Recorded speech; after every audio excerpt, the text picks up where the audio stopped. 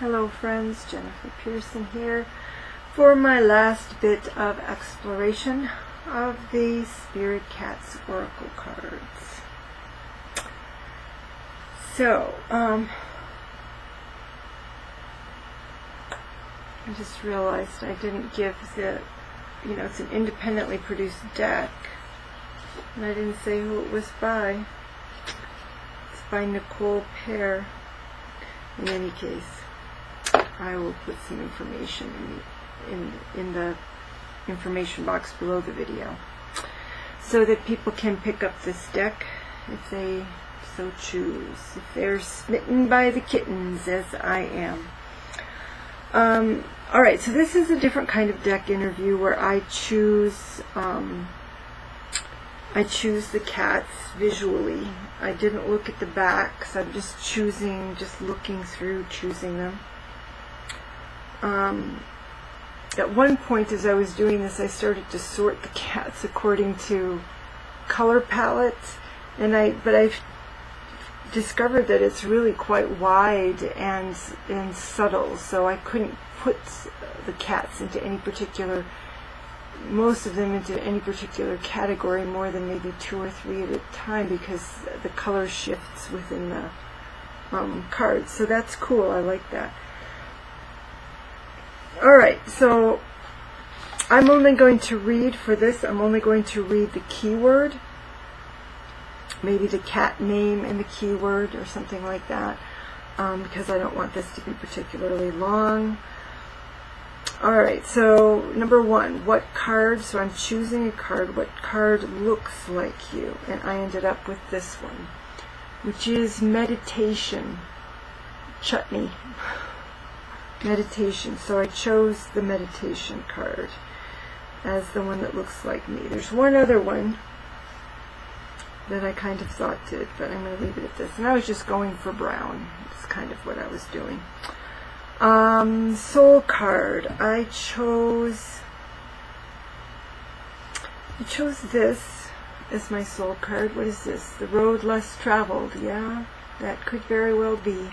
This is Silvio Silvermaw. I ended up choosing one that I'm just calling Mysteriously Attracted To. There's a cat I'm mysteriously attracted to. That will be at the very end. This is normally 11 cards I would be choosing. So that will be the 12. Okay, so we did Looks Like Me, Soul card. Home representation, dream home representation, which of course is very difficult in this deck because it's mainly just the faces of cats. But I chose this one. I'm yawning again. Nature. This is Leaf. So there we go. My dream home is nature. That makes sense. But like I said, I don't know how anybody would choose. Well, there's a forest over here. In any case, there we go. Divine Masculine. That was another one. It's like I guess some of these cats look masculine, and most of them look rather feminine-ish. But anyway, so I chose this as Divine Masculine, and it is, in fact, a masculine cat. I made it.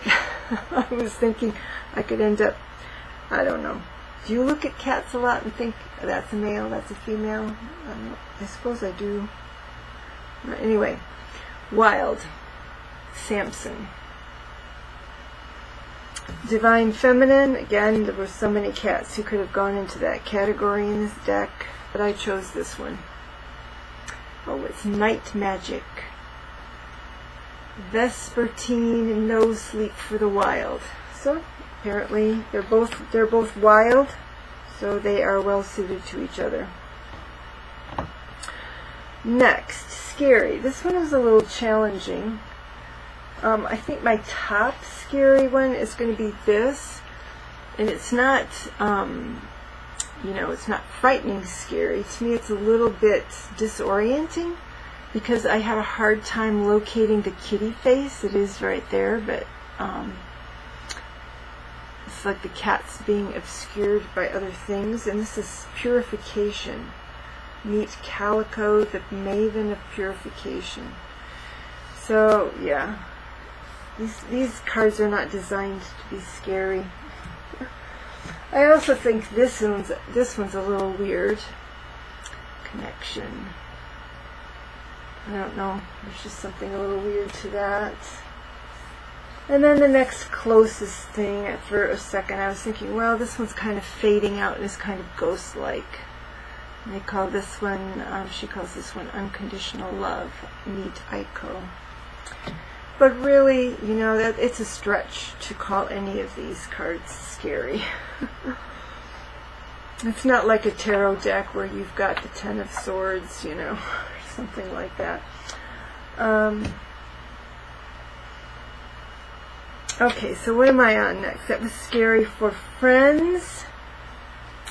I chose this one first, which is the Mischief card. I just think that's a cute kitty. And then I did this one, which is the Trust card. This looks like a friend. In fact, it looks like my friend Ramona up in the North Woods. What else? Crush. Again, this is like a crush on a cat. And they're so cute. They're cute. They're not crushing. They're not crushing. But this is. But I did it. I decided this is a potential crush. This is Guardian Lavendril. Meet Lavendril. So that's a protective kitty. And then this. And I think I would choose this one over the other one. It's just such a. You know, it just looks so open and inviting. I could have a crush on this kitty. This is Blaze. Curiosity.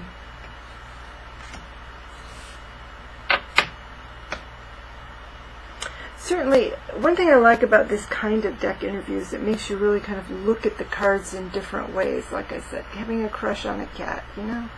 I get crushes on all of them for one thing, but it's just sort of inappropriate language. It doesn't make sense to me. But anyway, there we go. So where are we? We did the crush. Help. This kitty looks a little sad to me, and it is called Vulnerability Meets Shadow. So yes, I would be interested in helping that kitty. And then, of course, the kitten looks very appealing, like maybe it needs help.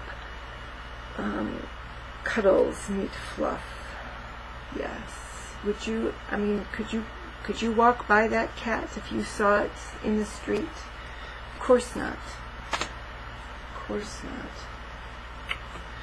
not. Alright, as a guide, what cat would you take as a guide? I chose this cat, and this was one of the few ones where it's like, I know where I'm going for that one, because I've been through the deck a few times. I thought, I'm going to that one for a guide. And this is called, I don't remember. I wonder if this got, in my deck, when I pulled all of the cards and I did a walkthrough, I don't remember this one. It's Focus, and it says Meet Artemis.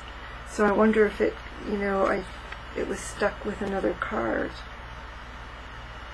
She is the Master Hunter. How interesting.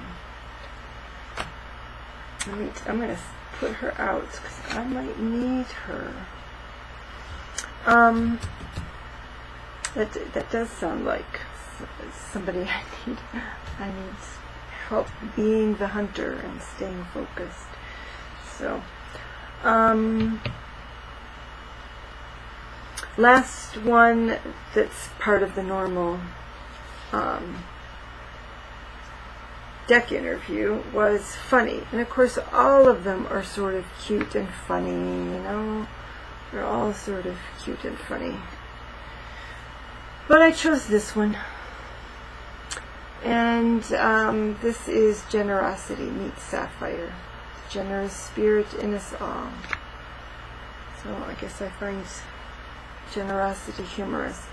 And so I chose this cat as just being mysteriously, it's not a crush, but I am mysteriously attracted to this cat. And the keyword is warrior. So here my guide is the huntress, and then I mysteriously attracted to the warrior.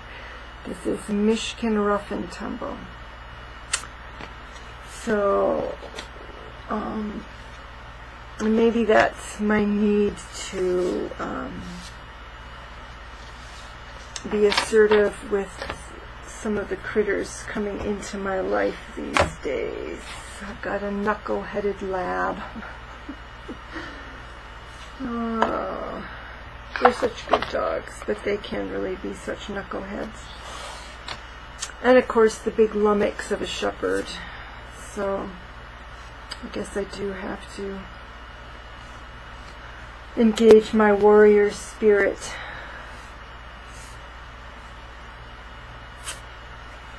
In fact, I was earlier today. It was like blocking the shepherd here, blocking the shepherd there.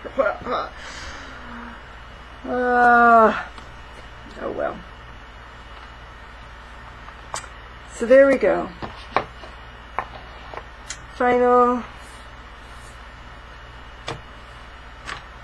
I don't know, play, final messing with the spirit cats before using them in, I don't know, the Oracle Ramble. I'm not sure how I'll start using them, but they definitely seem usable to me, which is important to me.